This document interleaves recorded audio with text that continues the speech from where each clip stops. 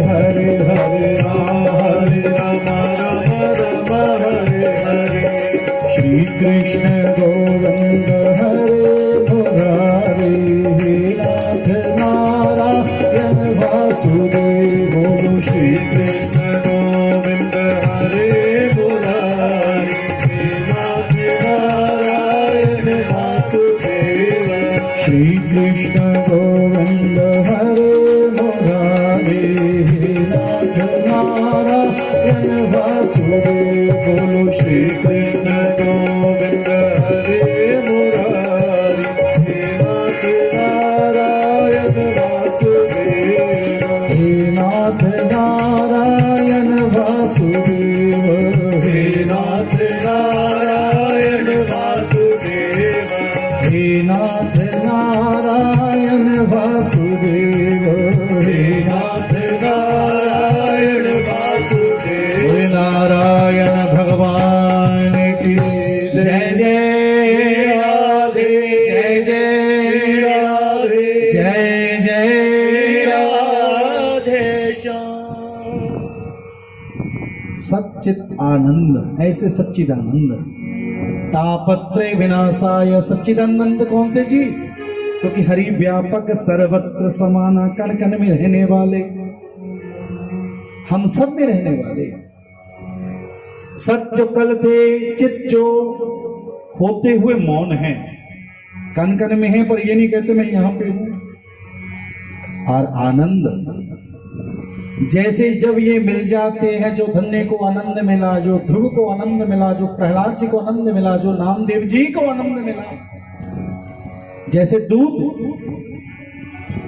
मक्खन होते हुए दिखाई नहीं देता, दूध में होता है, पर थोड़ी मेहनत करने के बाद उसमें से उसकी प्राप्ति बोलो। वैसे जगत में सुबह 4 बजे उठो, कितने बजे? भजन करो, क्योंकि इसको कहते हैं ब्रह्म मुहूर्त, गोधूली, जिसमें भजन करने पर निश्चित प्रभु की प्राप्ति गारंटी। और जब प्राप्ति हो जाती है तब तापत्रय विनाशाय, 3 प्रकार के तापों को दूर करते मेरे कृष्ण, दैहिक, दैविक और भौतिक। देह से ताप मिले, डॉक्टर के पास चले जाते हैं, वो बोला जी मैं तो दवा दे सकता हूं, आप थोड़ी सी क्या करो, किसी मंदिर में जाके दुआ करो। उसको दूर करते कौन? मेरे कृष्ण। दैविक, जो देवता कष्ट देते हैं, संताप देते हैं, ज्यादा धूप, गर्मी, सर्दी, आंधी, तूफान, उससे भी बचाने वाले कौन है? मेरे कृष्ण। और भौतिक, किसी अन्य तीसरे के द्वारा कैसे उससे भी बचाते हैं? मेरे कृष्ण। तापत्रय विनाशाय श्री कृष्णाय वयम नमः। ऐसे श्री कृष्ण को हम क्या करते हैं जी? बोलो, नमन करते हैं, प्रणाम करते हैं। श्रीमद् भागवत महापुराण 18,000 श्लोक, 335 अध्याय, 12 स्कंद, 6 अध्याय महात्म के। ऐसी अम्र में कथा सुनने पर निश्चित जो मन में चाह है उसकी प्राप्ति, जो मन में इच्छा है उसकी प्राप्ति। कहीं भी गारंटी नहीं मिलेगी, पर यहां पे गारंटी मिलती है। मन में संकल्प कर लो, ठाकुर क्या चाहिए बोलो। और यहां पे भागवत जी कहते संसार के सुखों को छोड़कर केवल मांगना ही हो तो प्रभु की प्राप्ति। बस कि ठाकुर ये आत्मा परमात्मा से जोड़ दो, इस आत्मा को परम बना दो, श्रेष्ठ बना दो, परमात्मा बना दो। क्योंकि जब तक ये आत्मा परमात्मा नहीं बनेगी तो जीवन और मरण से मुक्ति हमारी बोलो नहीं होगी। बोलो राधे राधे।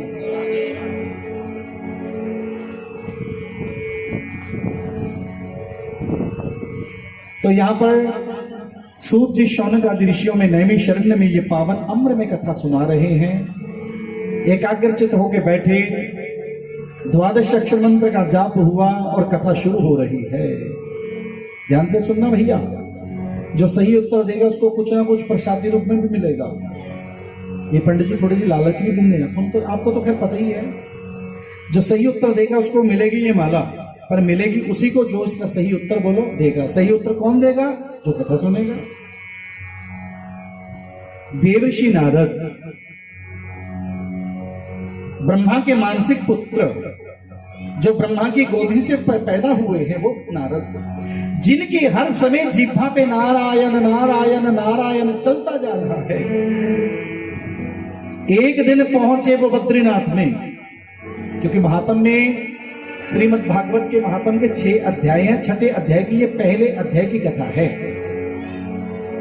और जैसे नारद जी वहां पे पहुंचे बद्रीनाथ में, उनका मिलन हुआ सनक सनंदन सनातन सनत कुमार, 4 ऋषि हैं।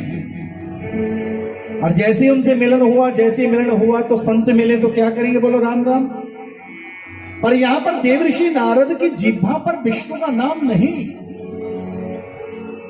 और संसारिक जीव की जिह्वा पर भी जब नाम नहीं होता, समझ लेना चाहिए उसके ऊपर कलयुग का बोझ आ गया।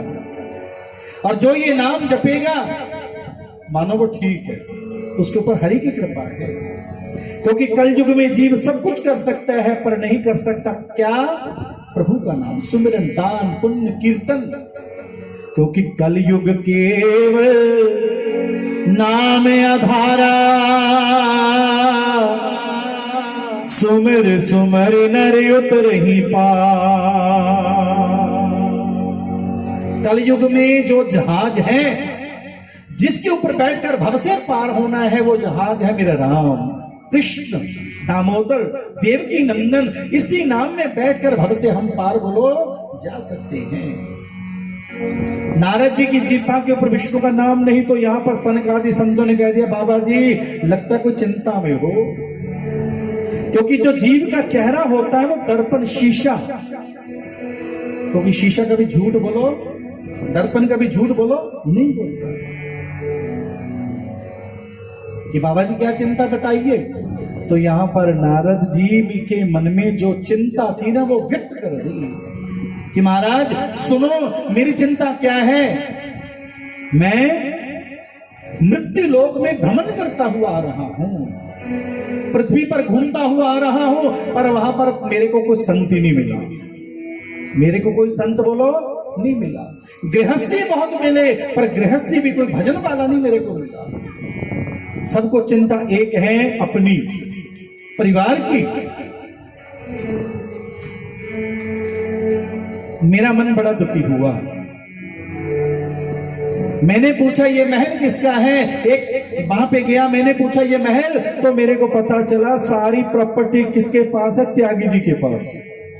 जहां त्याग होना चाहिए वही सब कुछ।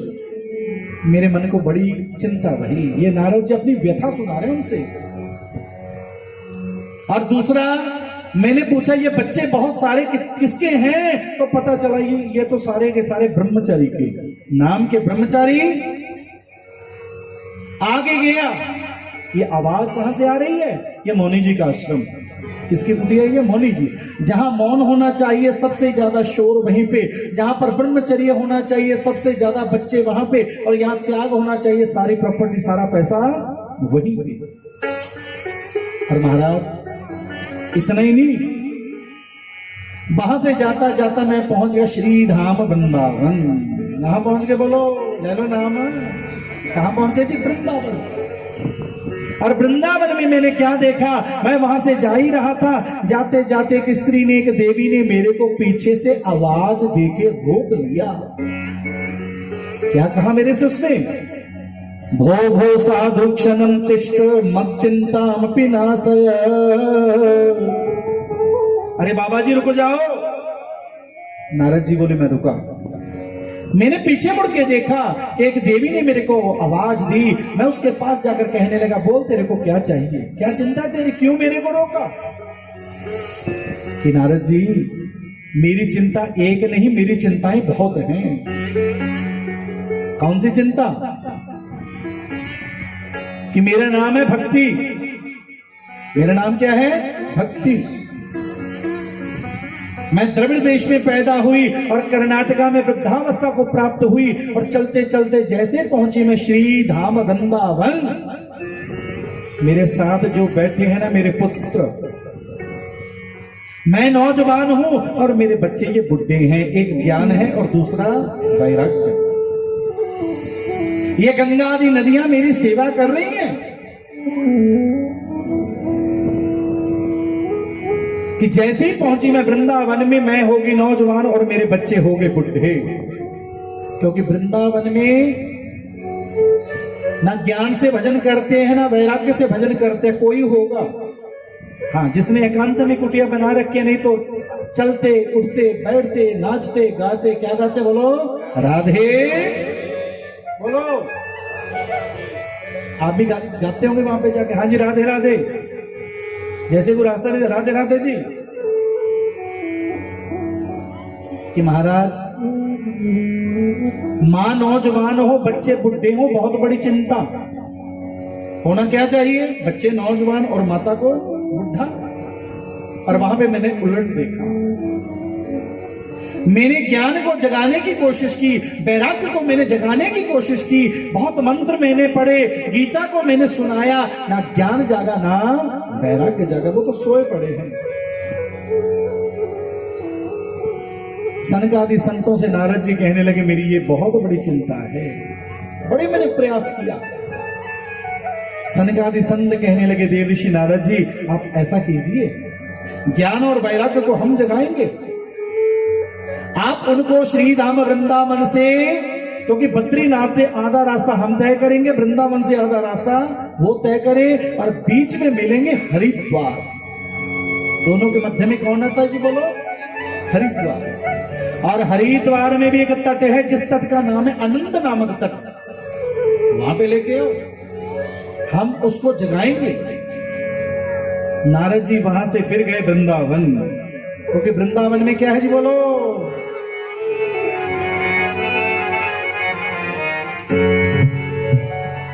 श्री वृंदावन धाम अपार, रटे जा राधे राधे। श्री वृंदावन धाम अपार, रटे जा राधे राधे। श्री वृंदावन धाम अपार, रटे जा राधे राधे। श्री वृंदावन धाम अपार, रटे जा राधे राधे।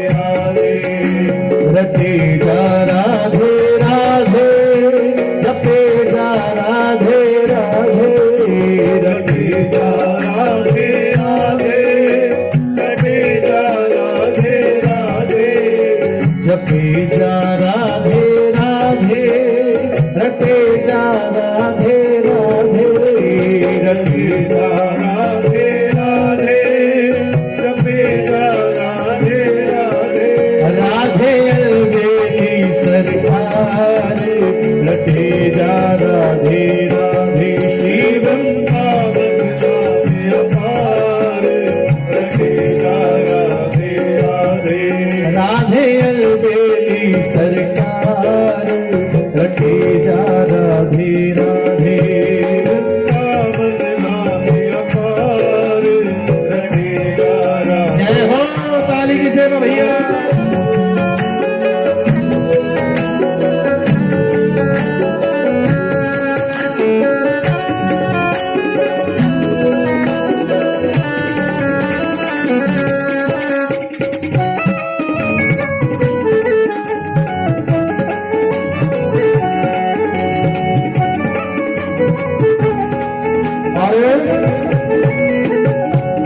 ये भजन तो सबको ही आता होगा, मेरे साथ बोलो जी। जो राधा राधा गावे वो प्रेम पदार्थ पावे। जो राधा राधा गावे वो प्रेम पदार्थ पावे। जो राधा राधा गावे वो प्रेम पदार्थ पावे। जो राधा राधा गावे वो प्रेम पदार्थ पावे। वाको हो जाए बेड़ा पार, रटे जा राधे राधे। श्री वृंदावन धाम अपार, रटे जा राधे राधे। श्री वृंदावन धाम अपार, रटे जा राधे राधे। श्री वृंदावन धाम अपार, श्री राधे।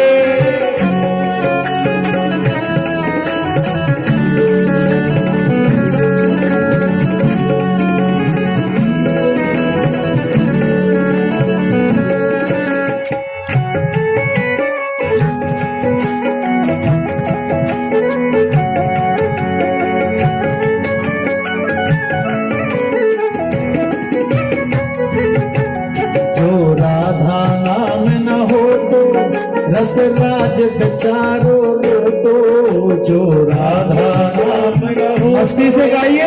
राज बेचारो तो जो राधा नाम न हो तो रस राज बेचारो तो जो राधा नाम न हो तो रस राज बेचारो तो नाही हो तो कृष्ण अवतार रटे जा राधे राधे। श्री वृंदावन धाम अपार रटे जा राधे राधे।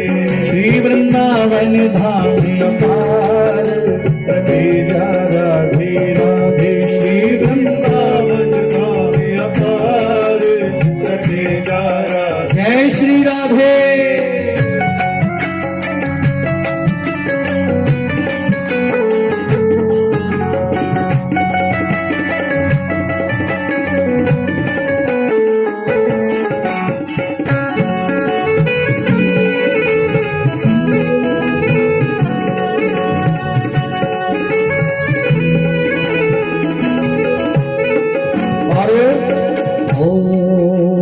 वृंदावन की लीला मत जानो गुड़ को चीला। ये वृंदावन की लीला मत जानो गुड़ को चीला। ये वृंदावन की लीला मत जानो गुड़ को चीला। ये वृंदावन की लीला मत जानो गुड़ को चीला। या में सुर नर मुनि गए हार कटे जा राधे राधे। श्री वृंदावन धाम अपार कटे जा राधे राधे। श्री वृंदावन धाम अपार कटे जा राधे राधे। श्री वृंदावन धाम अपार कटे जा राधे राधे। तू कथा में चल कर आयो पर तूने राधा नाम न गायो।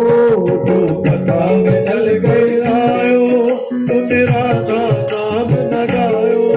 तू वृंदावन में आयो पर तूने राधा नाम न गायो। तू वृंदावन में आयो तूने राधा नाम न गायो।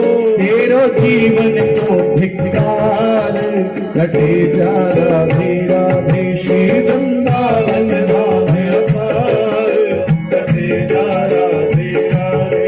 श्री वृंदावन धाम अपार कटे जा राधे राधे। श्री वृंदावन धाम अपार कटे जा राधे राधे। हो रटे जा राधे राधे। हो रटे जा राधे राधे। हो जपे जा राधे राधे। हो रटे जा राधे राधे। हो रटे जा राधे राधे। हो रटे जा राधे राधे। जय जय श्री राधे। जय जय श्री राधे। जय जय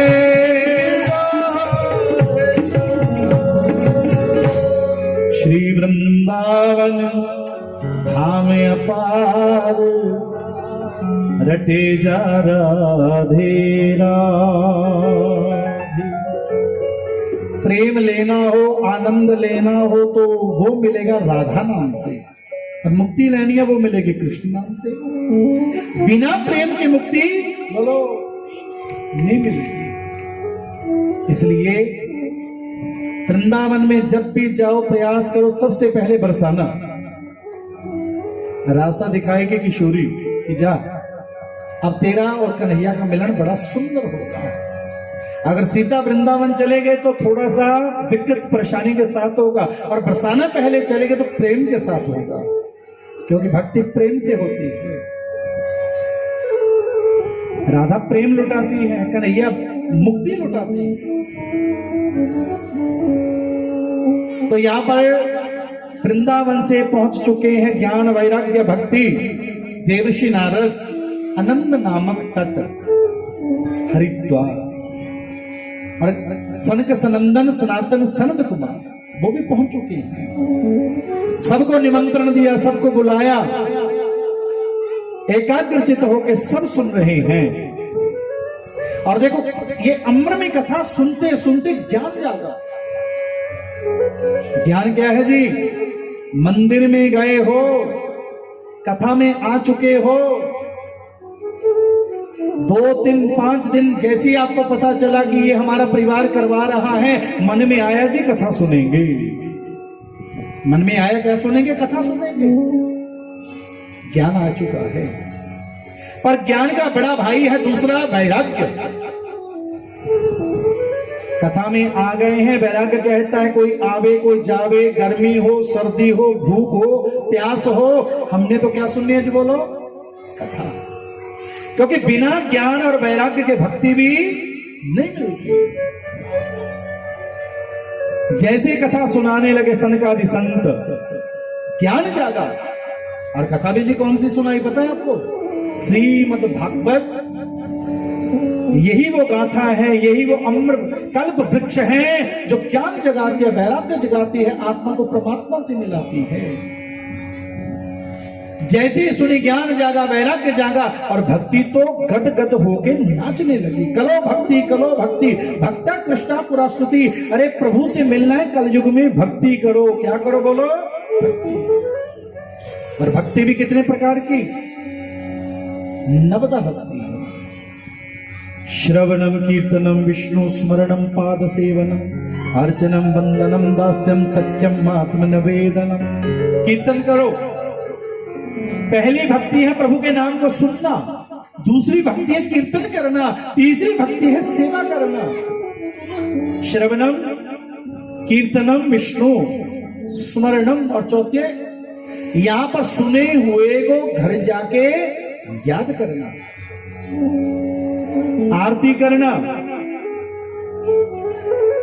अपने आप को समर्पित करना। ये ठाकुर की भक्ति है। पर इन भक्ति में कलयुग में जिस भक्ति से प्रभु ज्यादा खुश होते हैं वो है कीर्तनम। घर जाके क्या करो? बोलो, कीर्तन। कीर्तन कैसे करेंगे? घर में तो चले जाते हैं सब इकट्ठे, जैसे घर में पहुंचते हैं, बड़ा मुंडा अपने कमरे में, छोटा मुंडा अपने कमरे में, पिताजी अपने कमरे में।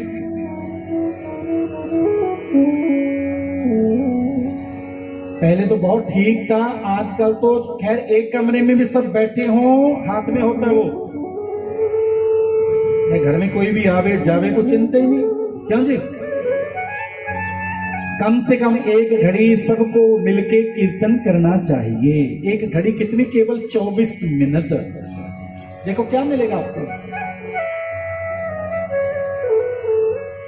जैसे इकट्ठे कमाते हैं वैसे इकट्ठे कीर्तन भी करना चाहिए, क्योंकि ये कीर्तन रूपी कमाई यहां पे भी साथ रहेगी और वहां पे भी। बोलो, जो हम लोग हैं ये तो भैया पूर्व जन्म की कमाई खाते ही जा रहे हैं, लुटाते ही जा रहे हैं। अंगम गलितम पलितम मुंडम, जैसे कल थे वैसे आज नहीं है, जैसे आज है वैसे कल को नहीं रहेंगे। इसलिए भज गोविंदम गोविंदम भज मूढ़ मते। अरे मूर्ख प्राणी, अब तो गोविंद भज ले, कब जपेगा तू? जब समय निकल गया। जल्दी कर, भजन की कोई आयु नहीं होती। जब सवेर हो तभी भजन कर, रोज भजन कर, उठते भजन कर, जागते भजन कर, सोने से पहले भजन कर, दिन में भजन कर। जैसे दिन में अनेक बार खाते हैं अनेक बार भजन कर। और भजन भी कौन सा करना है? जो चित्त को भाता है, मन को भाता है। चाहे वो राम है, चाहे कृष्ण है, चाहे मां भगवती है, चाहे भोलेनाथ है, चाहे हनुमान जी, चाहे भगवान शंभ सदा शिव है, मां दुर्गा है। भजन कर। कई लोग कहेंगे जी हाथ धो के भजन करेंगे। अरे अरे नहीं नहीं, सुबह जिस अवस्था में उठता है उसी में भजन कर। ये हाथ धोने से राम नहीं, राम तो कहते हैं मन धो। क्या धो? अपना मन धो। तन धोने से तेरा कुछ नहीं बनेगा जब तक तू अपना मन नहीं धोएगा। दो भाई थे, व्रत सुव्रत। मंदिर की ओर दोनों देखते थे। व्रत दिन रात भजन करता था, सुव्रत दिन रात भजन करता था, पर जो व्रत था दूर से प्रभु को देखता था। क्योंकि भगवान कहते तेरा तन जैसा भी है वैसा चलेगा, और मन तेरा बिगड़ना बोलो, क्योंकि मन तेरा मेरे में होना चाहिए। अब दोनों भाई हैं, रोज मंदिर में देखते हैं। एक देखता है मन का भाव एक वैश्या को, और जिसने दिन रात भजन ही नहीं किया वो देखता है ठाकुर को। जिसने भजन किया वो देखा है वैश्या को। जैसे प्रभु चरणों में गए तो वहां पर उनको फल मिला, क्योंकि जाकी रही भावना जैसी। क्योंकि मंदिर में जाते हैं मन शुद्ध होना चाहिए। कई लोग तो जाते हैं और जल्दी जल्दी चले आते हैं, कथा में जाते हैं जल्दी जल्दी चले आते हैं, अच्छा नहीं लगता। क्यों? बुरे कर्म हमारे साथ जाते, वो वहां बैठने नहीं देते, ज्यादा देर मंदिर में रुकने नहीं देते। क्योंकि जहां पर गए हैं अपना मन कहां होना चाहिए? जिसके पास हम गए हैं। एक बहना रोज मंदिर में जाती है, रोज जल चढ़ाती है, पर उसको अच्छा नहीं लगता। मंदिर में कोई वार्तालाप कर रहा है तो उसको अच्छा नहीं लगता, कोई ऊंची आवाज में बोलता है वो उसको अच्छा नहीं लगता। एक दिन पंडित जी के पास गई, पंडित जी मैं रोज मंदिर में आती हूँ, कल को मैं नहीं आऊंगी। पंडित जी बोले क्यों? कि महाराज ये देखो कितनी आवाज आ रही है, उच्च स्वर में बोल रहे हैं। पंडित जी कहने लगी बेटी कल का दिन और आना, परसों को चाहे ना आना। कि ठीक है प्रभु। अगले दिन आई, पंडित जी ने एक लोटा दे दिया, ले बेटी इस लोटे को हाथ में ले ले, जो नित्य नियम करते इस लोटे को हाथ में रखते हो वैसे तूने करना है, पर याद करना इस लोटे से एक भी बूंद नीचे गिरनी नहीं चाहिए। ठीक है पंडित जी। हाथ में लोटा लिया, भजन रोज करती है वैसे परिक्रमा लगा रही है। परिक्रमा लगाते लगाते और जैसी पंडित जी के पास आई, पंडित जी को लोटा दिया, बेटी आज कुछ तूने सुना? कोई ऊंची आवाज सुनी? कोई बोलता हुआ सुना? कि पंडित जी नहीं। क्यों? कि पंडित जी मेरा ध्यान था लोटे में, एक भी बूंद नीचे नहीं गिरनी चाहिए। बेटी जैसे तू रोज आती है ना, आज तूने इस लोटे में ध्यान लगाया, आगे से कभी कल को आएगी परसों को आएगी, तेरा ध्यान होना चाहिए जिसके पास तू आई है उसी की शरण में। काहे को इधर उधर देखती है तू? एकाग्रचित होकर भजन करना चाहिए, क्योंकि ये समय जो लगाते हैं भजन में, ये समय भी व्यर्थ ना चला जाए। लगाया हुआ समय भी व्यर्थ न चला जाए कि मंदिर में तो चले गए पर वहां पर ध्यान कहीं, तन कहीं और मन कहीं और। गोपियों को श्याम सुंदर क्यों मिले? गोपियों को उन्होंने मन दे दिया। ध्रुव को क्यों मिले? उन्होंने मन दे दिया। धन्य को क्यों मिले? अरे उसने भी मन दे दिया। मिले अर्जुन को, मिले दुर्योधन को, पर कल्याण किसका किया? अर्जुन का। पांडवों का क्यों? उन्होंने मन दे दिया। और मिले तो दुर्योधन को भी थी, उसने मन ही नहीं दिया। मिले दोनों को थे। तो यहां पर ज्ञान को जगाया, भक्ति को जगाया, वैराग्य को जगाया। गद गद होके नाच रही है भक्ति। कलो भक्ति, कलो भक्ति, भक्ता कृष्णा पूरा स्थिति। अरे कलयुग में भक्ति है, कीर्तन करो। सुबह उठ के बैठ जाया करो अपनी चारपाई के ऊपर, हाथों का दर्शन करते हुए भजन करो। जितना करेंगे उतना थोड़ा, ज्यादा नहीं है। उम्र घटती जा रही है, ये श्वासों की जो डोरी है ना जी, घटती जा रही है। गाते थे ना माता जी कि तेरा बंगला बना दरवेश, जिसमें नारायण परवेश। इस बंगले के बोलो 10 दरवाजे, बीच में पवन का खंबा साजे। आवत जावत देखे ना कोई, श्वास आ रहा है और श्वास बोलो किसी को दिखाई देता है? आवत जावत देखे न कोई, न कोई, और देख के बड़ा अचंबा लागे। मन को श्री चरणों में लगा ले और मन के अंदर देख तेरा, बोलो, बंगला बना दरवेश जिसमें नारायण प्रवेश। यहाँ पे कौन है जी? नारायण सबके अंदर है। कईयों के तो मरने के बाद भी दिखाई देते हैं, जिसको कहते हैं ये क्या निकले जिसके अंदर से? आत्माराम। क्योंकि भगवान काया नहीं देखते, भगवान आत्मा देखते हैं। आत्मा अजर है, अमर है, गलती नहीं, सड़ती नहीं। शरीर गल भी जाता है और सड़ भी जाता है। जब जन्मे थे कोई 2 किलो का, कोई 2.5 किलो का, कोई 3 किलो का, और जिस दिन मरेंगे, जितने जन्म लेते समय वजन था, मरते समय अस्थियों का वजन उतना, न कम न ज्यादा। तो फिर काहे को, काया को बढ़ाना? भजन करो, आत्मा को बढ़ाओ। सुबह उठते ही चारपाई पर बैठ जाओ, राम राम 1, राम राम 2, राम राम 3, राम राम 4 करो। जितना करोगे तेरा फायदा। पैसा कमाओगे, बच्चों को फायदा, परिवार का फायदा। भजन करोगे तेरा फायदा, पुण्य करोगे तेरा फायदा। पाप करोगे, क्योंकि पाप करते बच्चों के लिए, परिवार के लिए, झूठ बोलते बच्चों के लिए, परिवार के लिए, पर फल भोगती है ये केवल आत्मा। भजन करते, निंदा चुगली रोज करते, हेरा फेरी रोज करते, झूठ रोज बोलते हैं, पर भगवान कहते 2 काम और रोज किया कर, हाथों से दान और जिह्वा से राम। हाथों से दान बोलो, दान भी क्या करे ना?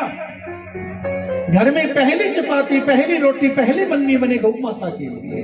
गौ को, ब्राह्मण को, घर के दामाद को, गुरु को मीठे मीठे के साथ रोटी देनी चाहिए। ब्राह्मण हो और गौ माता हो, घर का दामाद हो। आजकल तो मीठा भी बाद में देते हैं। ये तो अच्छा हुआ आपने बता दिया, तभी तो 1 चपाती कट कर दी। पहले तो मीठा पहले देते थे, लो जी, और खाते थे, शगन मानते थे। पर आजकल लास्ट में कलयुग का प्रभाव है। इसलिए रोज दान करो। पहली रोटी, पहले तो जितने जीव होते थे ना जी, सब अपने अपने भाग से 1 रोटी, आधी रोटी, 2 रोटी गौ माता को दिया करते थे। अब कहां से देते हैं? अब गिन के तो बनती है। आप कितनी खाओगे जी? मैं 3 और मैं 1, और गौ माता यस। पहला ग्रास गऊ के लिए, आखिर में भी जो अन्न बचे, आटा बचे, वो भी किसका होता है बोलो? गौ माता का। आजकल तो वो भी फ्रिज में चला जाता है, और फिर हम ही लोग खाते हैं, और फिर उसको खाने पर हमारी काया भी बिगड़ती है। संवरती नहीं बोलो, बिगड़ती है। क्योंकि भाग किसका था वो? गौ का। और खाके कौन बोलो? हम लोग तो तभी करते कि चलो अब रात में बच्चा है, सुबह जल्दी उठना पड़ेगा, बच्चों ने स्कूल भी जाना है, इससे चपाती भी बन जाएगी, पराठे भी बन जाएगी, और सुबह भी आराम से उठेंगे। पर ये नहीं पता, एक बार ये काया बिगड़ गई, इसको कोई सवार बोलो नहीं सकता। बोलो राधे राधे। काया को बिगाड़ता कौन है जी? बोलो। हाँ जी, हम ही लोग। जो कुर्सी पे बैठते हो अच्छी बात है, पर जो नीचे बैठ सकते हो नीचे बैठना चाहिए। ये शरीर तो आराम चाहता है, आराम मिले। शरीर क्या चाहता है बोलो? अब ये आसन नहीं जमा तो मन में है चलो कुर्सी ले लेते। शरीर तो चाहता तो कुर्सी पे बैठ, एक बार बैठ गया समझ ले तेरा काम बिगड़ गया। कोशिश करना चाहिए। मेरे दादाजी क्या करते थे कि जब भी पता लगे कि आसन लगना बंद हो गया, समझ लो मामला गड़बड़। सावधान हो जाओ, योगा करो, सैर करो। हाँ, जिनकी मजबूरी है उन्होंने तो भैया कुर्सी पे आप बैठ सकते हो, पर जो नीचे बैठ सकते हो उनको नीचे ही बैठना चाहिए। बाकी जैसे अपनी काया कहती है वैसे बैठना चाहिए। शरीर को चाहिए, ठीक है, शांति पूर्वक सुनो। तो सूत जी कहने लगे, ये हमने ज्ञान वैराग्य और भक्ति की कथा को जाना सुना। ये आज का प्रश्न हो सकता है ये। अब दूसरी कथा सुना रहे महात्म के तीसरे अध्याय में एक ब्राह्मण की कथा, जिन पंडित जी का नाम है आत्मदेव, पत्नी धुंधली, और विधाता की ऐसी कृपा, कोई जोड़ा होगा जो इकट्ठे भजन बंदगी करेगा, वरना तो एक इधर और दूसरा, एक पूर्व और दूसरा पश्चिम। कोई ऐसा बिरला जोड़ा होगा जिसके ऊपर मेरे राम की कृपा, जो इकट्ठे भजन करेंगे। ये पंडित जी आत्मदेव दिन रात भजन करने वाले, इनकी पत्नी धुंधली दिन रात वार्तालाप, निंदा, चुगली, जितने भी दुर्व्यसन सारे के सारे करने वाली। इसको भजन ही नहीं अच्छा लगता। पंडित जी का मन अब ठीक है, पर करते करते एक दिन ऐसा आया, बहुत आयु बीतने पर भी इनको पुत्र सुख नहीं मिला, संतान सुख नहीं मिला। घर में पौधा लगाया, तुलसी लगाई, वो भी सूख जाती। अब मन थोड़ा अशांत होने लगा। एक गौ माता लेके आए, वो भी बांझ बन गई। मन में और चिंता। एक दिन मन में आया, ना मेरी पत्नी मेरी सुनती है, ना मेरे विधाता मेरे सुनते हैं, मेरा भाग्य भी सो गया। अब जैसे मन में आया, मेरा भाग्य भी सो गया, और मन में आया ऐसे जीवन को तो मैं अब खत्म ही कर दूं, मार ही दूं। मरने चले गए। एक कुएं में छलांग लगाना चाहते हैं, और कर्म योग से पीछे एक संत मिले, और विप्रदेव रुक जाओ, ब्राह्मण देवता पंडित जी रुक जाओ। पंडित जी ने पीछे मुड़ के देखा, संत खड़े हैं। जाके चरण पकड़ लिए बाबा जी के और रोने लगे। और जैसे ही रोने लगे, संत कहने लगे, क्यों रो रहे तू? कि पंडित जी मैं बड़ा दुखी हूं। संत कहते, तूने कर्म ऐसे किए हैं, ये तो कर्मों का हिसाब है।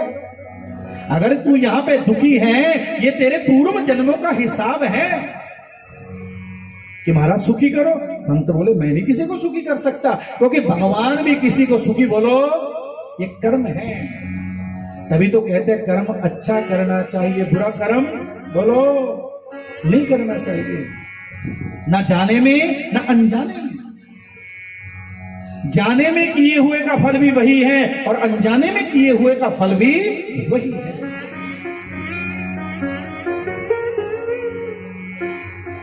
सूत जी कहने लगे, शौनक आदि ऋषियों, अब जैसे ब्राह्मण ने जिद नहीं छोड़ी, तो संतों ने एक फल दे दिया, ले फल।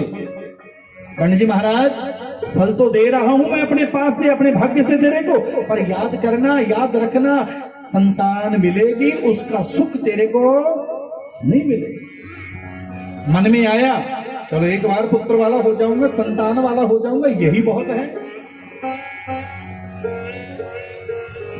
घर गया, दौड़ा दौड़ा घर गया, और घर जाकर अपनी पत्नी से, क्या नाम है जी पत्नी का? धुंधली। ले देवी, ये फल खा ले, इस फल से हमारे को संतान मिलेगी। अब फल हाथों में लेकर सोचने लगी, क्या फल से भी संतान? क्योंकि जब समय बुरा हो तो बुद्धि भी, बोलो, विनाश काले विपरीत, जब समय वैसा हो तो बुद्धि भी वैसा विचरण करेगी। क्या फल से बच्चा मिलेगा, फल से संतान मिलेगी? इतना सोच रही थी, पंडित जी फल देके चले गए। इसकी छोटी बहना आ गई। अरे बहना, क्या सोच रही है तू? कि मैं सोचती हूं मेरे स्वामी, मेरे पति देव ब्राह्मण देवता ये फल देके गए हैं कि फल से संतान मिलेगी, और मैं फल खाना नहीं चाहती। फल खाऊंगी, प्रसव की पीड़ा को सहन मैं नहीं कर पाऊंगी, क्योंकि प्रसव की पीड़ा, जब हम जन्मे थे तब मां का जो जन्म होता है वो दूसरा जन्म। क्यों जी? जब हम जन्मे थे तो मां का जन्म किसको, उसको कहते दूसरा जन्म। प्रसव पीड़ा ना भूतो ना भविष्यति, इतनी पीड़ा होती है ना पहले हुई ना बाद में होगी। ये प्रसव पीड़ा सहन मैं नहीं कर पाऊंगी, इसलिए मैं ये फल खाना नहीं चाहती। बहना तू बता।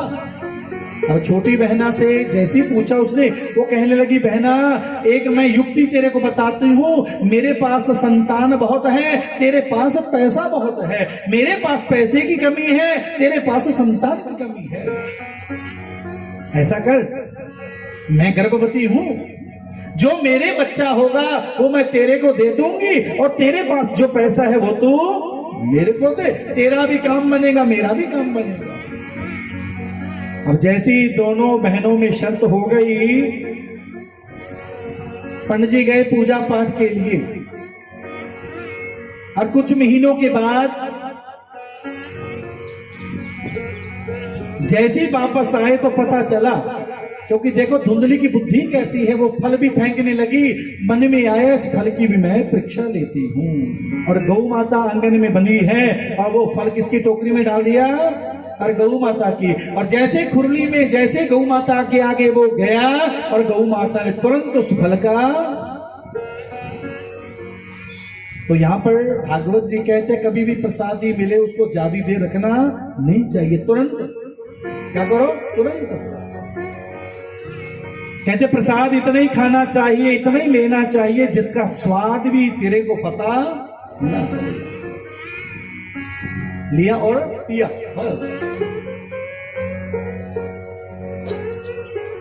सूत जी कहने लगे, शौनकादि ऋषियों, अब जैसे ही पंडित जी को पता लगा आज पंडित जी के आंगन में एक नहीं दो दो पुत्र पैदा हुए, गौ माता के उधर से बालक ने जन्म लिया, और धुंधली की बहना के पुत्र हुआ, वो पुत्र देके कुछ दिन वहीं रहते हैं।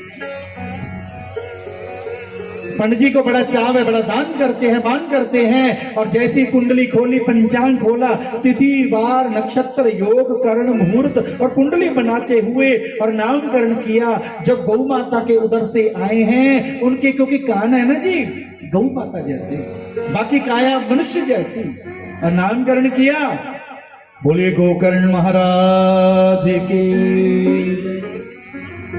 और जैसी जो धुंधली के यहाँ गोदी में है बच्चा, उसकी कुंडली बनाई, उसकी कुंडली बनाते पंडित जी कहने लगे, धुंधली मैं हूं आत्मदेव। आत्मदेव कहते आत्म को जानने वाला, परमात्मा को जानने वाला, और मैं अपने पुत्र का नाम करता हूं ब्रह्मदेव, ये ब्रह्म को जानने वाला होगा।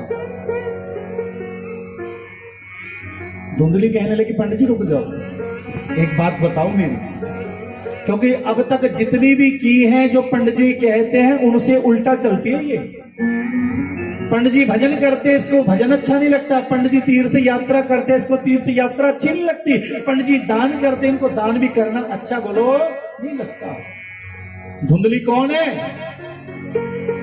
पंडित जी सोते हैं थोड़ा जल्दी, उठते हैं जल्दी, सोते भी जल्दी उठते भी जल्दी, और धुंधली सोती भी रात को 11-12 बजे सोती है, और सुबह बोलो 12 बजे उठना, बिना स्नान किचन में भोजनालय में जाना, ये कुछ धुंधली के काम है। कभी मंदिर नहीं जाना, कभी तीर्थ यात्रा नहीं करनी, कभी हाथों से दान नहीं करना, किसी को जय सिया राम नहीं करना, क्योंकि हम लोग सब यहाँ पे आए हैं आत्मा को परमात्मा से बोलो मिलाने के लिए। पंडित जी मैं अपने बच्चे का नाम रखूंगी अपने नाम के ऊपर, मैं हूं धुंधली, क्योंकि 9 महीने तक इसको पेट में मैंने रखा, गर्भ में मैंने रखा, और प्रसव की पीड़ा को मैंने सहा, और नाम की बारी आई तो अपने नाम के ऊपर, ऐसा नहीं हो सकता। मैं धुंधली और मैं अपने पुत्र का नामकरण करते धुंधकारी। संस्कृत में धुंध को कहते हैं उल्टा, कारी का मतलब करने वाला, उल्टे काम करने वाला, क्योंकि यथा नाम तथा इसमें वैसे गुण आ गए, यथा नाम तथा गुण। 4 वर्ष के हो गए गोकर्ण जी धुंधुकारी जी, पिता ने कहा चलो पढ़ने के लिए इनको विद्यालय में भेजें। धुंधली कहने लगी मैं अपने पुत्र को अपने से दूर बोलो नहीं भेजूंगी। अकेले किसको भेजा गया? गोकर्ण को, हरिद्वार में पढ़ने के लिए, विद्यालय में, पाठशाला में वो गए। इधर पंडित जी हाथों में माला लेते हैं, जैसी माला फेरते हैं पहले इनको डिस्टर्ब करने वाला एक था, अब कितने हो गए बोलो? 2। भागवत जी के महात्म के 4थे अध्याय में आता है, एक कंकर मारा पिता को, किसने? धुंधकारी। और जैसे पिता के वो पत्थर लगा, माता ने ताली बजाई। या पुत्र का हौसला बोलो। अब जैसे जैसे बच्चे की आयु बढ़ती जा रही है, वैसे कंकर की आकृति भी बोलो। इसलिए कहते हैं बच्चा बेटा कितना भी लाडला हो, उसे सर पे चढ़ाना ना चाहिए। और बेटी कितनी भी प्यारी हो, घर घर में घुमाना ना चाहिए। जिस भजन में राम का नाम नहीं, उस भजन को गाना ना चाहिए। अब बच्चा बिगड़ गया, आत्मदेव जी के मन में आया, पहले ही ठीक था मैं, इससे तो पहले ही ठीक था। संतों ने ठीक कहा था, पुत्र मिल गया, उसका सुख मेरे को आज भी बोलो नहीं मिला। घर छोड़ दिया, परिवार छोड़ दिया और एकांत में जाके भजन किया। भजन करते करते आज उन्होंने प्रभु की प्राप्ति की। अब घर में रह गए मां बेटा अकेले। पहले तो थोड़ी चिंता थी पिता की, पर आज तो धुंधुकारी बाहर से भी उलाहना लेके आता है। किसी के साथ चोरी की, किसी के साथ झगड़ा किया, किसी को पत्थर मारा। अब मां ने सोचा मैं क्या करूं, अब मेरा बच्चा तो बिगड़ गया। मन में आए इसमें किसी और का दोष नहीं, मेरा ही दोष है, इसको मैंने आज बिगाड़ दिया। पति की बात मान लेती, मां मेरे को पैसे दे, पैसे देती जा रही है। एक दिन जैसे पैसा खत्म हुआ, इसने अपनी मां को भी मारा। मां के मन में आया पैसा तो खत्म हो चुका, अब ये मेरे को रोज मारेगा। इससे बेहतर है अपनी काया को मैं खत्म कर दूं। आज गई, एक कुएं के पास गई, कुएं में छलांग लगाई, अपने तन को वही छोड़ दिया और घर में रह गया अकेला। जैसे घर में अकेला रहा, पांच वैश्याओं को लाके इसने रखा। कितनी वैश्याएं? 5। आज धुंधुकारी ने चोरी की और एक राजा के आंगन में जितना खजाना था सारा का सारा लूट के घर आया और आके अपनी पत्नी को दे दिया। सवालो इसको। पत्नियां देखने लगी, अरे इतना पैसा, इतना सोना, इतना चांदी, अगर ये पकड़ा गया ये भी चला जाएगा, क्यों ना आज इसी को मार दें। आज अपने पति की सेवा करने लगी। सेवा करते करते उसको मदमस्त कर दिया, मदिरा का पान करवाया और मदिरा का पान करवाने पर उसके गले में डोरी डाली। 5 पत्नियां खींचने लगी, मानो उसको मारने लगी और उसके प्राण ही निकल रहे। क्यों? क्योंकि उसने पाप बहुत किया है। जिसने अपने ब्राह्मण शरीर को व्यर्थ में गवा दिया। क्योंकि ब्राह्मण के 6 कर्म हैं। ब्राह्मण को दान लेना भी चाहिए और ब्राह्मण को दान देना भी चाहिए। ब्राह्मण को पढ़ना भी चाहिए, ब्राह्मण को पढ़ाना भी चाहिए, ब्राह्मण को घर में यज्ञ करना भी चाहिए और जजमान के घर में यज्ञ करवाना भी चाहिए। इसके प्राण नहीं निकले। क्यों? क्योंकि उसमें एक भी कर्म नहीं। ब्राह्मण का कर्म है गायत्री जाप करना, इसने कभी किया ही नहीं। घर में जोत बत्ती करनी, इसने कभी की नहीं। गौशाला में जाने, इसने कभी गया ही नहीं। और सबसे बड़ी पूजा अपने माता पिता की, वो भी इसने कुछ नहीं किया। इसके प्राण तड़फ रहा है, पर तड़फ रहा है, तड़पते तड़पते इसके प्राण नहीं निकल रहे। इसकी पत्नियों ने देखा, यदि आज इसको छोड़ दिया, कल को ये मेरे को मारेगा, आज इसको मारना ही पड़ेगा। और मारने के लिए वही कोयले पड़े हैं। एक अंगीठी से कोयलों को उठाया, अपने पति के मुख में डालने शुरू कर दिए और जैसे कोयले अंदर गए, तड़फ रहा है, चिल्ला रहा है, बचाओ प्रयास कर रहा है, पर इसके पाप कर्म इसको बचाने, बोलो, इसको खूब तड़पना पड़ा और तड़पते तड़पते ये प्राणंत हो गया, मर गया।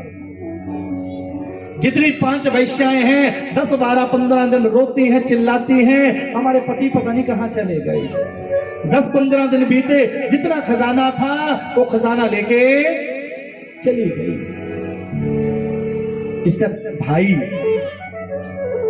गोकर्ण हरिद्वार में ध्यान लगाया, ध्यान लगाते देखा मेरे पिताजी भी गए, मेरी मां भी गई, अब तो मेरा भाई भी गया।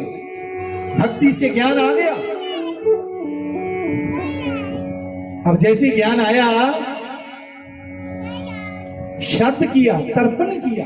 आप भी कभी हरिद्वार में जाओ, गंगा स्नान करो। गंगा स्नान करने से पहले पहली जलांजलि देनी चाहिए भगवान सूर्य नारायण को। लो प्रभु साक्षी हो आओ। फिर जलांजलि देनी चाहिए अपने पूर्वजों को, अपनी माता को, अपने पिता को, जो प्रभु चरणों में चले गए उनको देना चाहिए। उसके बाद नमन करते हुए फिर उस जल का पान करना चाहिए और फिर गंगा में स्नान करना चाहिए। बोलो राधे राधे। ए फोन वालों, मैं चढ़ा लेता हूं यहां पे। बोलो राधे राधे। हाँ, गाना पड़ेगा राधे राधे। आओ, बड़ा प्यारा भाव है, मिलके दोहराते हैं। बोले कृष्ण कन्हैया लाल की जय, जुगल जोड़ी सरकार की जय।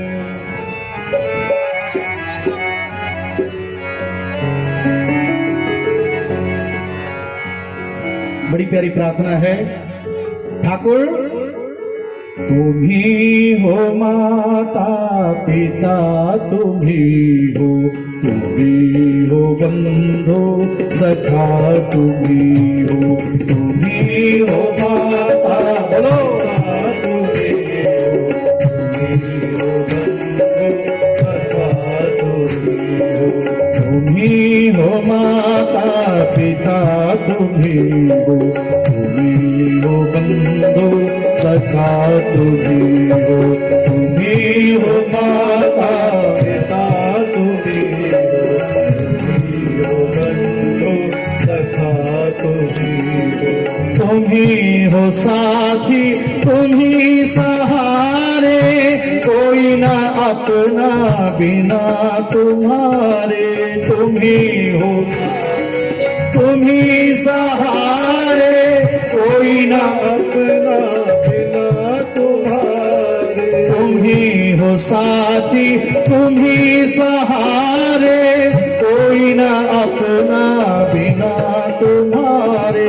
तुम ही बोलो साथी, तुम ही सहारे, कोई ना अपना बिना तुम्हारे। तुम ही हो नैया, तुम ही की भैया, तुम हो बंधु सखा, तुम हो माता पिता, तुम हो बंधु। जय हो।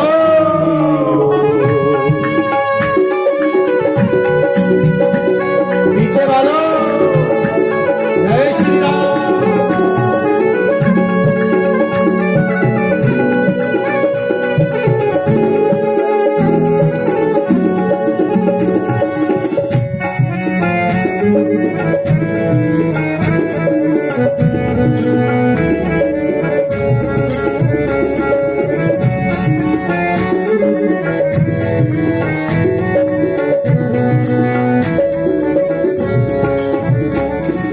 जो खिल सके ना वो फूल हम हैं, तुम्हारे चरणों की धूल हम हैं। सके ना वो फूल हम हैं, तुम्हारे चरणों की धूल हम हैं। जो खिल सके ना वो फूल हम हैं, तुम्हारे चरणों की धूल हम हैं। जो खिल सके ना वो फूल हम हैं, तुम्हारे चरणों की धूल हम हैं। दया की दृष्टि सदा ही रखना, तुम्ही हो बंधु सखा, तुम्ही हो माता पिता, तुम्ही हो बंधु सखा, तुम्ही हो माता पिता, तुम्ही हो बंधु सखा, तुम्ही हो माता पिता, तुम्ही हो बंधु सखा, तुम्ही हो बंधु सखा, तुम्ही हो बंधु सखा, तुम्ही हो बंधु सखा, तुम्ही हो बंधु सखा। जय जय श्री राम, जय जय श्री राम, जय आज दान किया। जैसी अपनी कुटिया में आत्मदेव के घर में गोकर्ण जी पहुंचे ना जी, और वहां पर रात को सोए तो ये डराने लगा। कौन? धुंधकारी। क्यों? इतनी इसकी पत्नियों ने मारा और मार के वही गड्ढा और उसी गड्ढे में इसको छोड़ दिया, ऊपर से मिट्टी डाली, पैसा लेके तो चली गई थी।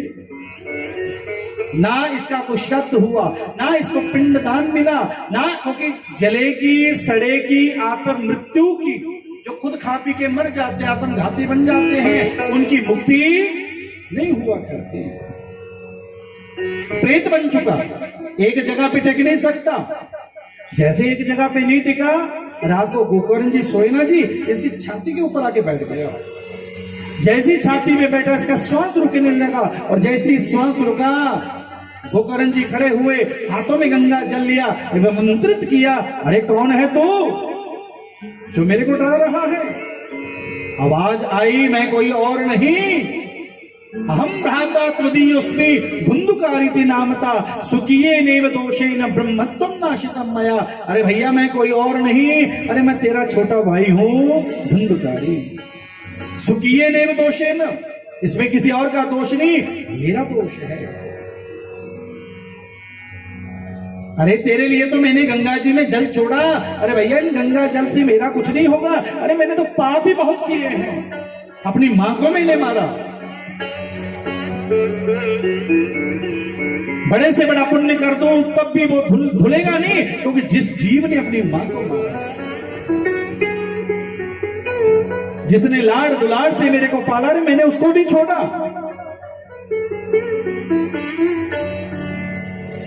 भैया मेरा भला करो, कर सकते हो, ना खा सकता हूं, ना पी सकता हूं, ना एक जगह पे मैं रुक सकता हूं, मैं तड़फ रहा हूं। तो इनके जो इष्ट देव हैं वो है भगवान सूर्य। ये आज का प्रश्न हो सकता है। इनके इष्ट देव है भगवान सूर्य। सूर्य की भक्ति की, क्योंकि जीवन में हमारा एक गुरु होना चाहिए, एक इष्ट देव होना चाहिए। गुरु ज्ञान देते हैं और इष्ट देव हमारा कल्याण चाहते हैं, वही मुक्ति दिलाते हैं।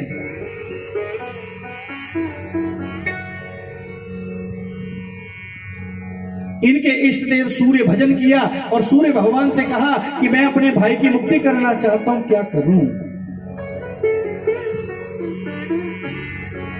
श्रीमद् भागवतान मुक्ति सप्ताहे वाचनम गुरु। ओ गोकर्ण जी, यदि अपने भाई की मुक्ति करना चाहते हो तो श्रीमद् भागवत सप्ताह ज्ञान यज्ञ क्या करो? सप्ताह। जो कथा हम सुन रहे हैं यही कथा, क्योंकि पितरों को तारने के लिए और मुक्ति के लिए एक ही साधन है, वो है श्रीमद् भागवत।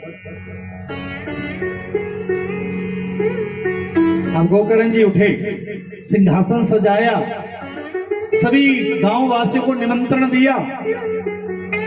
वैसे मैं एक बात कहता हूं, जो ये कथा है इसमें बिना निमंत्रण पर आने पर बहुत पुण्य मिलता है। कई लोग तो कहते हैं कि सानू तो बुलाया ही नहीं, सानू तक कहा ही नहीं। अरे ये मेरे गोविंद की कथा है, इसमें तो बिना बुलाया दौड़े दौड़े आओ। मन में चाह होनी चाहिए, एक प्यास होनी चाहिए। बिना बुलाए जाओगे बहुत पुण्य मिलता है। कथा में, कीर्तन में, सत्संग में, बेटी की शादी में बिना बुलाए जाने पर पुण्य मिलता है। हाँ जी, मुंडे की शादी ना जाओ, अन्य की शादी में बिना बुलाए जाओ, बड़ा पुण्य मिलता है। मैं नहीं कहता, भागवत महापुराण महात्म जी कहते हैं। अब जैसी कथा सुनानी शुरू की, गोकर्ण जी जैसी कथा सुना रहे, धुंधुकारी कथा में तो आ चुके हैं, ना नीचे बैठे ना ऊपर बैठे। भैया मेरे को तो जगह दो। तो इसके लिए एक 7 पोरी का पास, भैया इस पे बैठो। क्योंकि उसके अंदर वायु का प्रवेश वर्जित है। जैसे उसके ऊपर आकर बैठे, पहले दिन की कथा सुनी, एक पोरी कटी, दूसरे दिन की कथा सुनी, दूसरी पोरी कटी, करते करते 7 दिनों में 7 पोरी कटी। विमान आया और विमान में बैठकर धुंधुकारी प्रभु के धाम को चला गया। बोले श्रीमद् भागवत महापुराण की। अब नगर के जितने लोग थे वो कहने लगे, गुरुदेव गोकर्ण जी महाराज कथा तो हमने भी सुनी, विमान एक क्यों आया? तो यहां पर गोकर्ण जी कहने लगे, ये निमित्त मात्र मैंने अपने भाई के लिए की। अब जो जाना चाहते हो, मैं दोबारा कथा करता हूं, जो भी जाना चाहते हैं उतने विमान आएंगे। दोबारा फिर कथा हुई और जितने भक्त जाना चाहते थे वैकुंठ, दोबारा कथा सुनने पर फिर विमान आए और सबके सबका कल्याण किया। बोले श्रीमद् भागवत महापुराण। इस कथा के कुछ नियम, जैसे गाड़ी चलाने का नियम, दुकान पर जाने का नियम, दुकान खोलने का नियम, सुबह उठने का नियम, सोने का नियम। खैर हम तो सब नियम भूल चुके हैं भैया, क्यों जी? उठने का भी नियम है, सोने से पहले का भी नियम है, रसोई में जाने का भी नियम है, भोजन बनाने से पहले का भी नियम है, और जब घर से बाहर जाते हैं तब भी एक नियम है। जब भी घर से बाहर जाओ, कौन सा पैर बाहर धरो? भोजन बनाते समय क्या करो? उठने पर क्या करो? खैर उठने पर तो लगभग सबको पता होगा कि उठते सबसे पहले अपने हाथों का कराग्रे वस्त्रे लक्ष्मी कर मध्य सरस्वती कर मूले स्थितो ब्रह्मा प्रभातेर कर दर्शनम, हाथों का दर्शन करो। फिर पृथ्वी को नमन करो। कभी धरती मैया को पहले पैर लगाना बोलो नहीं चाहिए। कई लोग तो उठते हैं, उठते पहले आंखें बंद होती हैं, ढूंढते हैं अपने फोन को, रात कहां रख दिया था, और उठती चालू। अरे जिस करतार ने तेरे को भेजा है उसके लिए शुक्रगुजार कर। सुबह उठती, हे मालिक तेरा शुक्रगुजार, आज मैं जाग गया, आज भजन करूंगा, दान करूंगा, सुमिरन करूंगा। आत्मा को परमात्मा से मिलाने की कोशिश करूंगा मेरे ठाकुर। ये कुछ नियम, ऐसी कथा का नियम है। सबसे पहला नियम है 12 अक्षर मंत्र का जाप करो। ओम नमो भगवते बोलो, इसका जाप करो, आते भी जाते भी घर में बैठकर 1 घड़ी रोज। दूसरा नियम है कम खाओ। दूसरा नियम है बोलो कम खाओ। तीसरा नियम है सत्य बोलो। चौथा नियम है ब्रह्मचर्य का पालन करो, शुद्ध रहो। पांचवा नियम है कम बोलो। कथा करते समय बोलो राम राम बोलो, कृष्ण कृष्ण राधे राधे बोलो, यदि प्रभु को पाना है तो। ये कथा के कुछ नियम। इसके बाद भागवत जी का प्रथम स्कंद, वेद व्यास जिनके मन में चिंता की मैंने 17 पुराण लिख दिए, मेरे मन को शांति नहीं। बोलो है कि नहीं है? अपन ने ये कुछ कमा लिया, हमारे मन में भी शांति बोलो है जी। 10 थे 20 मिले, 20 मिल गए, मन चाहता 30 मिले, 30 भी मिल गए, मन चाहता और मिले। और इसी मिलन मिलैया में बंदाई चलो कहां चला जाता है? जय सिया राम। कहते कि बंदा बड़ा मेहनती सी। भजन करो, पैसा भी कमाओ और उसके साथ प्रभु का भजन भी करो, नाम भी कमाओ, दान भी करो। सुबह गौशाला में जाओ, परिक्रमा लगाओ, मंदिर में जाओ, माथा टेको, माला करो। मंदिर में जाके ये कुछ ना देखो, ये नहीं है, ये नहीं है, ये नहीं। अरे अपना काम करो, घर आओ, नहीं है तो दे दो। क्यों जी? बोलो राधे राधे। वेद व्यास को चिंता की 17 पुराण लिख दिए, अब मेरे को चिंता नहीं। और चिंता दूर करने के लिए उनके पास पहुंचे देव ऋषि नारद। बाबा चिंता ना करो, आप 18वां पुराण लिखो। नारद मैं लिख तो दूंगा। वेद व्यास जी बोले आगे इसका प्रचार प्रसार कौन करेगा? कि इसकी चिंता आप ना करो, इसकी चिंता मैं करूंगा। 18वां महापुराण लिखवाना शुरू कर दिया। गणपति को बुलाया, गणेश जी आओ लिखो। और गणेश जी बोले महाराज मैं लिख तो दूंगा, मेरी कलम बड़ी तेज है, मेरी कलम रुकनी नहीं चाहिए। जब भी रुक गई बीच में छोड़ के चला जाऊंगा। वेद व्यास जी बोले ठीक है महाराज, आपकी कलम नहीं रुकेगी, पर मेरी भी एक शर्त है। जो मैं श्लोक बोलूंगा उसका अर्थ आपको पता होना चाहिए। एक श्लोक बोल दिया, अब गणेश जी उसका अर्थ करते जा रहे हैं, इतने में वेद व्यास जी ने दूसरा बोल दिया। करते करते कितने 18,000 12 स्कंद। भागवत जी में कितने स्कंद है जी? 12। मानो 11 रुद्र खड़े हों, 11 शिव, क्योंकि 11 बंदे कंधे से कंधा मिला के खड़ेंगे तो कंधे कितने बन जाएंगे? 12।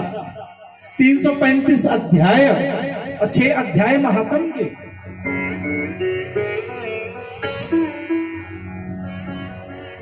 अब लिखी,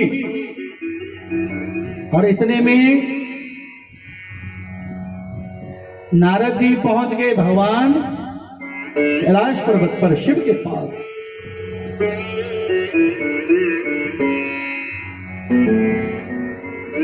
बोले राधा रानी की, कृष्ण कन्हैया लाल की। आज तो बागा पुराना से हमारे भैया श्री अश्विनी शर्मा जी, रोशनलाल बंसल जी, संदीप गोयल जी, भाभी गर्ग जी, नरोत्तम कंबोज, एक बार स्वागत कीजिए इनका तालियां बजाते हुए। आइए भैया आगे आ जाओ, क्योंकि अभी माँ के पावन नवरात्रों में श्री राम कथा, क्योंकि ये शिव मंदिर कमेटी है बागा पुराना से, रामलीला कमेटी साथ में बड़ा सुंदर वहां पे आयोजन है। 4 शाम मेरे राम के नाम, 7, 8, 9 और 10। ठीक है, आपको भी निमंत्रण देने आएंगे। 7, 8, 9, 10 समय है 7 बजे से लेके 9 बजे तक, 7 से 9 बागा पुराना, शाम को, रात को। ठीक है जी। और बड़ी सुंदर वहां पे रामचरितमानस और चौपाई का जाप करेंगे। चौपाई तो भी सुन लेते हैं, ठीक है।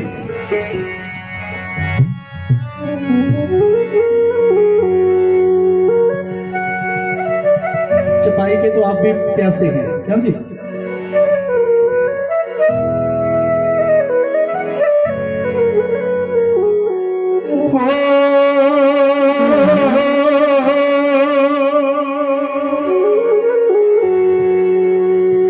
मंगल भावन अमंगल हारी, दबहु सुदशरथ अजीर बिहारी। राम सिया राम जय जय राम, राम सिया राम जय जय राम।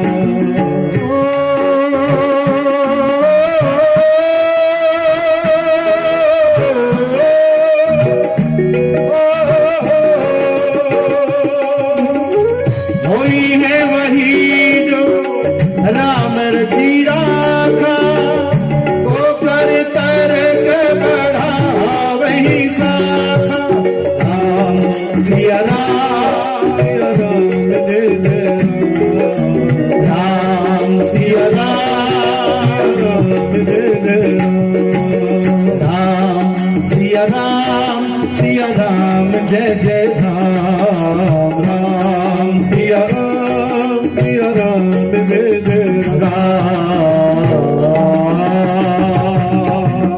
एक बार सारे बोलो जय सिया राम।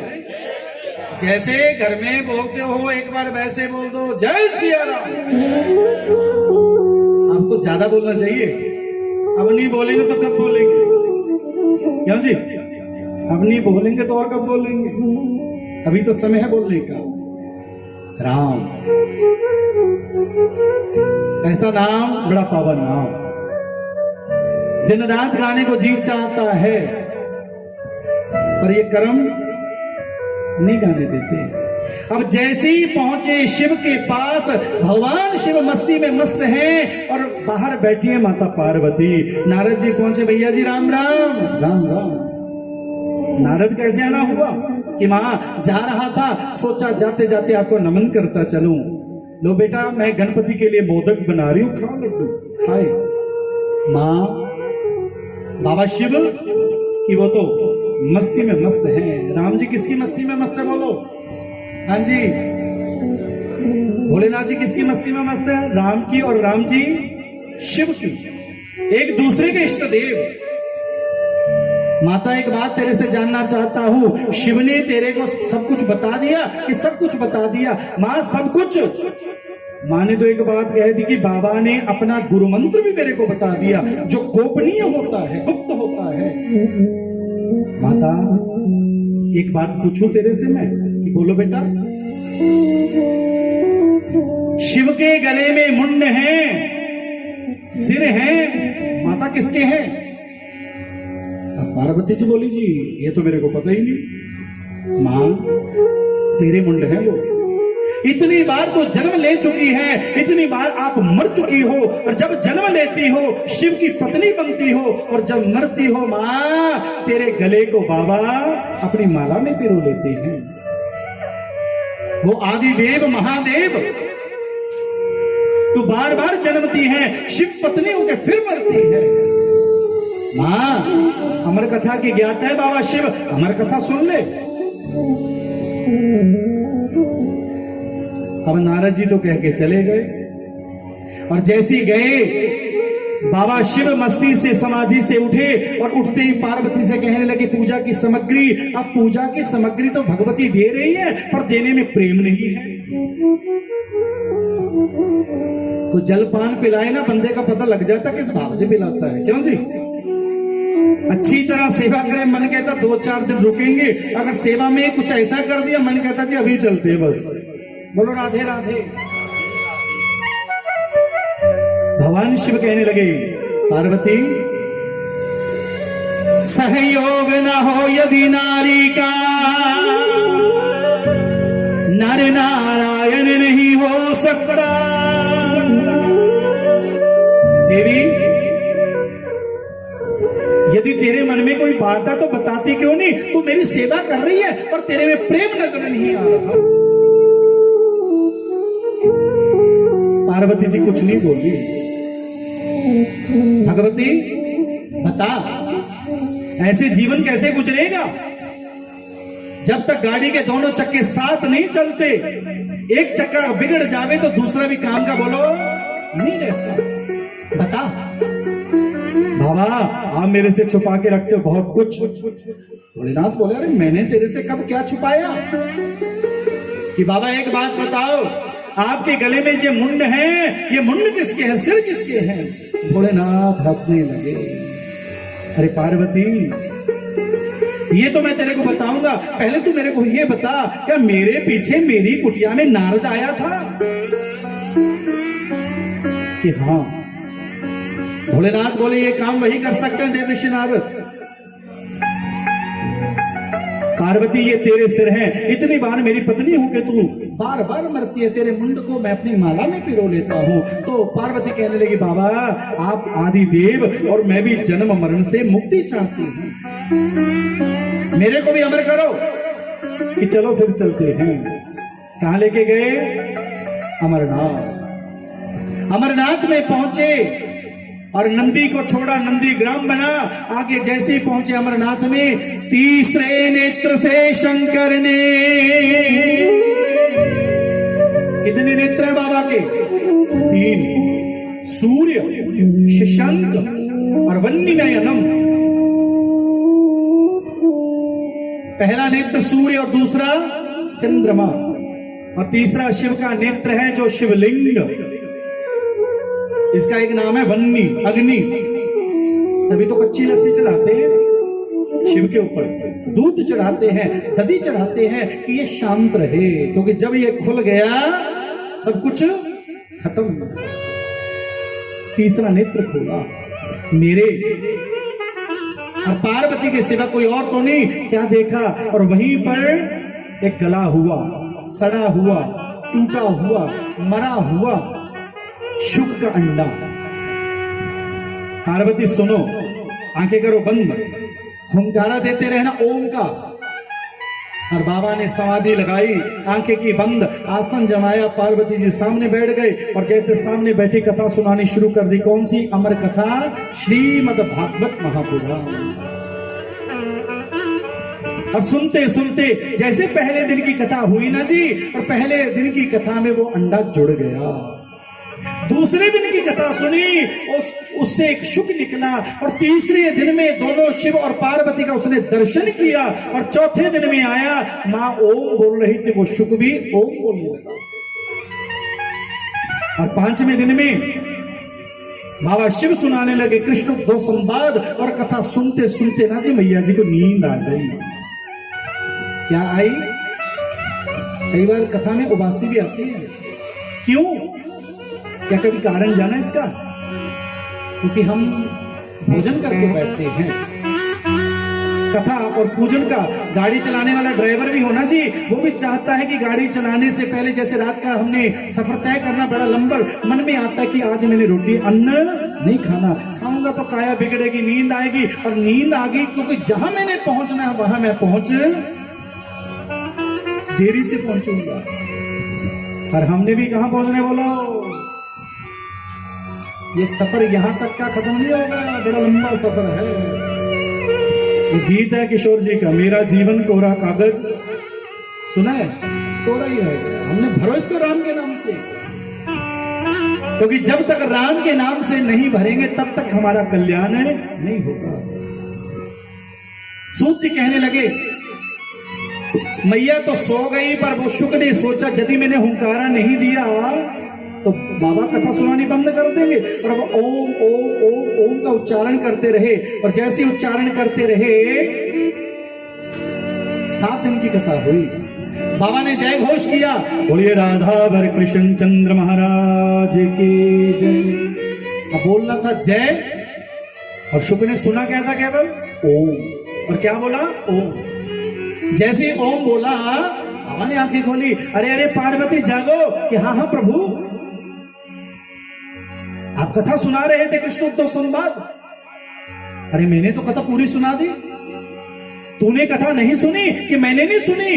बाबा के मन में जब तूने कथा नहीं सुनी तो ये ओम का उच्चारण कौन कर रहा था? इतने में क्या देखा, वहीं पे शुक उड़ा और उड़ता भागता जा रहा है, और बाबा के हाथों में त्रिशूल पीछे पीछे जा रहे हैं कि इसको मैं मारूंगा। और वो भागता भागता शुक कहां पहुंच गया? वेद व्यास जी की कुटिया में। उनकी पत्नी पिंगला अपने बालों को संवार रही थी, उबासी ली, और वो मुख के द्वारा गर्भ में पहुंच गए। और जैसे ही गर्भ में पहुंचे ना जी, बाहर खड़े हैं बाबा शिव कि मैं इस शुक को मारूंगा। देवऋषि नारद पहुंचे, भोलेनाथ राम राम राम राम। कैसे खड़े हो? कि एक शुक ने मेरे से अमर कथा सुन ली। प्रभु एक बात बताओ, जो अमर कथा सुन लेता है क्या वो कभी मरता है? बाबा बोले नहीं। तो प्रभु ये तो साक्षात विष्णु हैं, साक्षात किशोरी राधा है, ये तो मायापति हैं, ये राम हैं।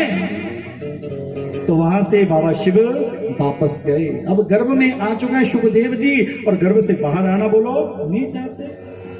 अब हम लोग भी ये सबकी कथा सुना रहे हो, अपनी कथा में सबकी कथा। 7 महीने में जब मां के गर्भ में थे तब वादा करते हैं उस ईश्वर से, प्रभु इस नरक से बाहर ना निकालो मेरे को। क्यों? मैं, मेरी, ये मेरा, ये मेरा, ये मेरा, और मैं इसमें पढ़ना नहीं चाहता। और दूसरी तरफ मन कहता है कि प्रभु इस गंदगी में रहना नहीं चाहता, बाहर निकालो। तो यहां पे भगवान कहते हैं, जैसे हम मां के गर्भ से बाहर आए ना जी, ये मेरा, ये मेरा, ये मेरा, सब कुछ मेरा। पर ध्यान रखना है यहां पर कुछ भी तेरा बोलो है, कुछ भी नहीं। जैसे जीव मर जाता है, कोई हाथों में छल्ला मुद्री, कोई गले में चैन रह जावे, बच्चे वो भी निकाल लेते कि इनको क्या चाहिए। और तो और जो वस्त्र डाले होते हैं वो भी, ये तन भी साथ नहीं गया। धन्य तो जाने ही गया, बोलो ये तन भी साथ है नहीं गया। साथ क्या गया? किया हुआ अच्छा और बुरा कर्म दोनों साथ गए। अच्छा भी गया और बुरा भी गया। तो यहां पर गर्भ से बाहर नहीं आना चाहते, तब विष्णु भगवान ने कहा मेरी माया आपका कुछ नहीं बिगाड़ेगी, आओ आप प्रभु। आए, जैसे ही गर्भ से बाहर निकले घर को छोड़ दिया, इनको पता नहीं कौन मेरा, ये तो हम लोगों को किसने फंसाया, हमारे माता पिता ने, और हमने बच्चों को फंसाया, ये बेटा तेरा, ये तेरा, ये तेरा, ये तेरा। एक दिन मेरे गुरुजी आ गए, धूरी के पास गांव है शर्मा जी, और वहां से आए, मैंने कहने लगे शास्त्री जी अपने गांव दिखाओ, तुम्हारा बरनाला में गांव कहाँ पे है, और 16 किलोमीटर हमारा गांव है, मैं वहां ले गया, और वहां लेके गया, घुमाने लगा, घुमाते घुमाते मैं कहा जी ये मेरी जमीन है। मैंने क्या कहा, ये मेरी बोलो जमीन है। संत हंसने लगे मेरे गुरुजी, और मैंने पता कि क्या उन्होंने कहते तेरे दादाजी भी यही गए सीखे, तुम्हारे दादा ने भी यही कहा था और तू भी यही कह रहा है। जमीन वही रहती है पर इसके मालिक दिन प्रतिदिन बोलो बदलते रहते हैं। अरे इस जगत में कोई नहीं तेरा, इस जगत में जितना भजन करेगा वो तेरा है, जितना दान करेगा वो तेरा है। इसलिए सुबह उठते ही प्रेम से बैठो, आओ। ये मेरे दादाजी का लिखा हुआ भाव प्रेम से बहुत दोहराते हैं पंजाबी में।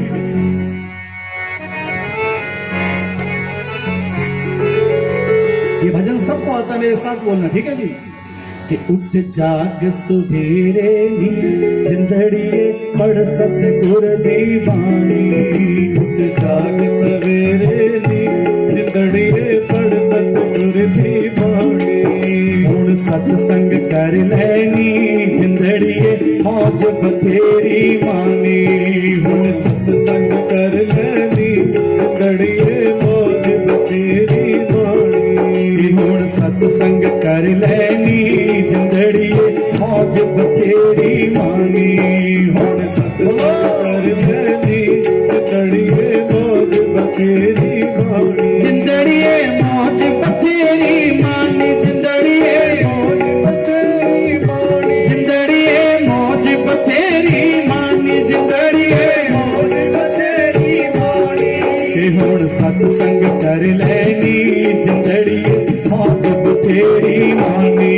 हुण सत्संग कर लैनी जिंदड़िए मौज बथेरी। जय हो।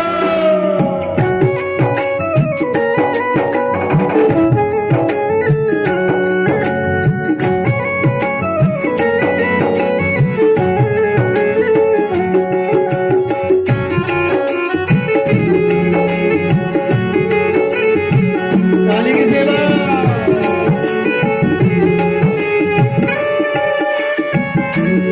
और सेवा भी कैसे करो, मैं पन दिल बिच दूर हटा के कर जनता दी सेवा। मैं पन दिल विच दूर हटा के कर जनता दी सेवा। मैं पन दिल बिच दूर हटा के कर जनता दी सेवा। मैं पन दिल विच दूर हटा के कर जनता दी सेवा। सेवा करने दे नाल ही मिलदा दीन लोक दा मेवा। सेवा करने दे नाल ही मिलदा दीन लोक दा मेवा। सेवा भी कैसे करो, तू ऐसे झुक जानी, तू ऐसे झुक जानी, तू ऐसे झुक जानी, तू ऐसे झुक जानी। जिंदड़िए जो पुता दी ठानी, उठ जाग सब